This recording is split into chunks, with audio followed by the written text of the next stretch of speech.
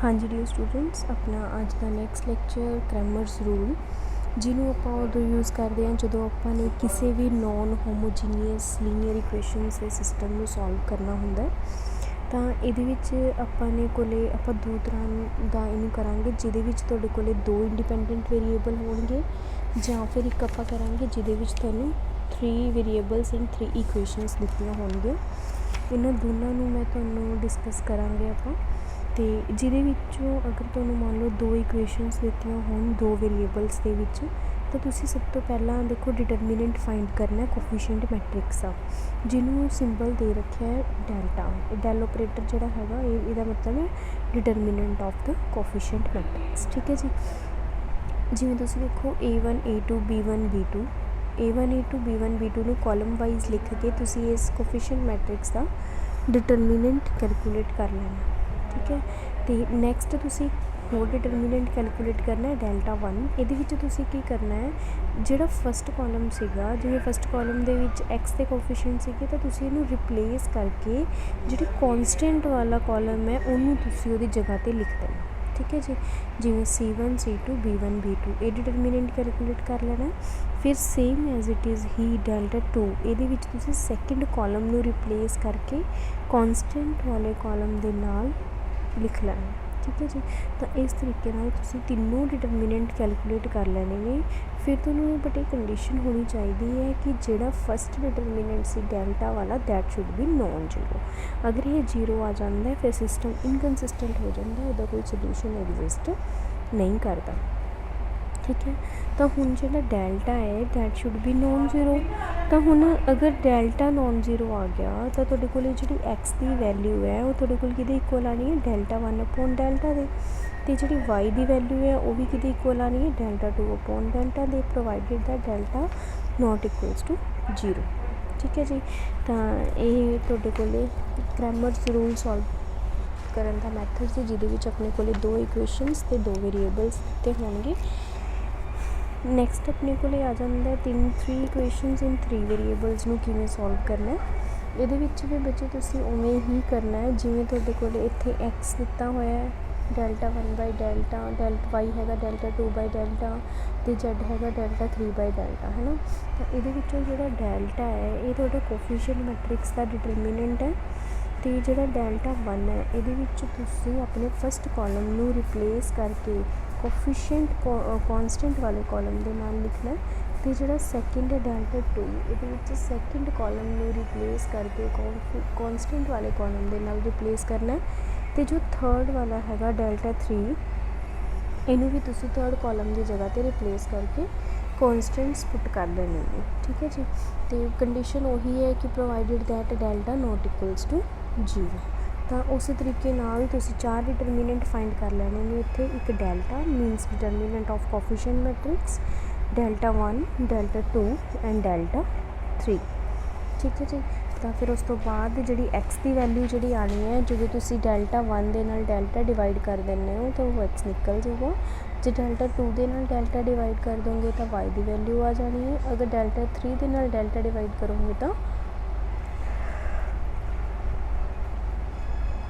Z की value तुहाडे कोल आ जानी है। तो हुण आपां ने ये देखिया कि जिहड़ा डेल्टा है that should be non zero, but अगर डेल्टा जीरो हो जाता फिर तो तुहाडे कोल कुछ कंडीशनस ने कंसिस्टेंसी दियाँ जिहदे विच तुहानूं हैगा कि अगर डेल्टा नॉन जीरो है then the system is consistent and has a unique solution given by x equal to delta 1 by delta and y equal to delta 2 by delta. But अगर delta की value zero आ जाती है plus तुम देखोगे फिर उस तो बाद डेल्टा 1 तो डेल्टा 2 की आ रहे हैं, डेल्टा 1 तो डेल्टा 2 भी अगर जीरो आ रहे हैं then the system is consistent and has infinitely many solutions. Third के आ जाता है कि अगर डेल्टा जीरो है and one of delta 1 and delta 2 is non zero then the system is inconsistent. Means कि अगर डेल्टा जीरो आ जाता है तो डेल्टा 1 तो डेल्टा 2 दोवें जीरो आने चाहिए तो सिस्टम कंसिस्टेंट होगा तो वो इनफाइनाइटली मैनी सोल्यूशंस होंगे। अगर डेल्टा जीरो आ जाता है then delta 1 and delta 2 is non zero तो उन्होंने विचों कोई एक भी नॉन जीरो आ जाता दैन द सिस्टम इज़ इनकनसिस्टेंट। ठीक है जी, ਨੈਕਸਟ ਕੇਸ 2 ਦੇ ਵਿੱਚ ਕੀ ਹੈ, ਜਿਹਦੇ ਵਿੱਚ ਆਪਣੇ ਕੋਲ 3 ਵੇਰੀਏਬਲ ਜਾਣਗੇ, ਸੇਮ ਕੰਡੀਸ਼ਨਸ ਉੱਥੇ ਅਪਲਾਈ ਹੁੰਦੀਆਂ ਨੇ। ਪਹਿਲਾਂ ਤੁਸੀਂ ਡੈਲਟਾ ਨੋਟ ਇਕੁਅਲਸ ਟੂ 0 ਜਦੋਂ ਫਾਈਂਡ ਕਰ ਲਓਗੇ ਤਾਂ ਕੰਸਿਸਟੈਂਟ ਹੈ, ਪਲੱਸ ਉਹਦਾ ਯੂਨੀਕ ਸੋਲਿਊਸ਼ਨ ਆਊਗਾ। ਅਤੇ ਯੂਨੀਕ ਸੋਲਿਊਸ਼ਨ ਕੀ ਹੋਊਗਾ, x equal to delta 1 by delta, y equal to delta 2 by delta, z equal to delta 3 by delta. Same ਉਸੇ ਤਰ੍ਹਾਂ ਅਗਰ ਡੈਲਟਾ ਦੀ ਵੈਲਿਊ 0 ਆ ਜਾਂਦੀ ਹੈ, ਫਿਰ ਤੁਸੀਂ ਆਪਣੇ ਡੈਲਟਾ 1 ਡੈਲਟਾ 2 ਅਤੇ ਡੈਲਟਾ 3 ਚੈੱਕ ਕਰੋਗੇ।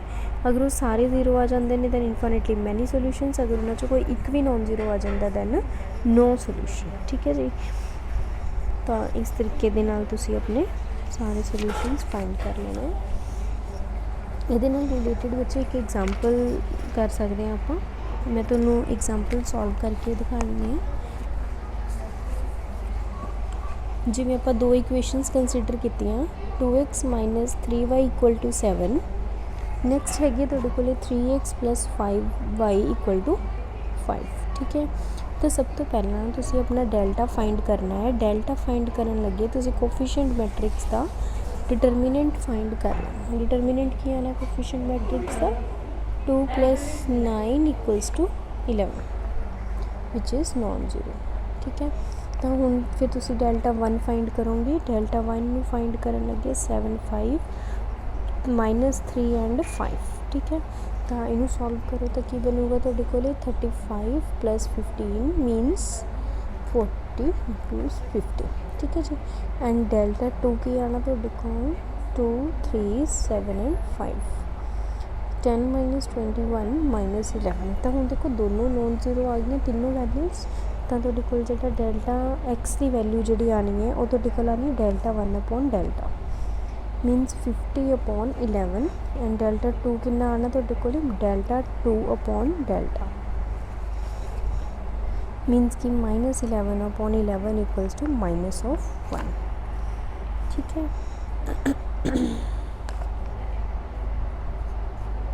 ਇੱਥੇ ਆਪਣੇ ਕੋਲ ਇਕੁਏਸ਼ਨ ਦੇ ਵਿੱਚ ਸੀਗਾ 1 ਸੀ ਬੱਚੇ। ਇੱਥੇ ਮੈਂ ਗਲਤੀ ਦੇ ਨਾਲ ਆਪਣਾ ਜਿਹੜਾ ਸੀਗਾ ਉਹ ਮਿਸਟੇਕ ਹੋ ਗਿਆ ਸੀ। ਅਤੇ ਇੱਥੇ ਤੁਸੀਂ ਲਿਖਣਾ 7 ਪਲੱਸ 15 ਮੀਨਸ 22। ਠੀਕ ਹੈ ਜੀ।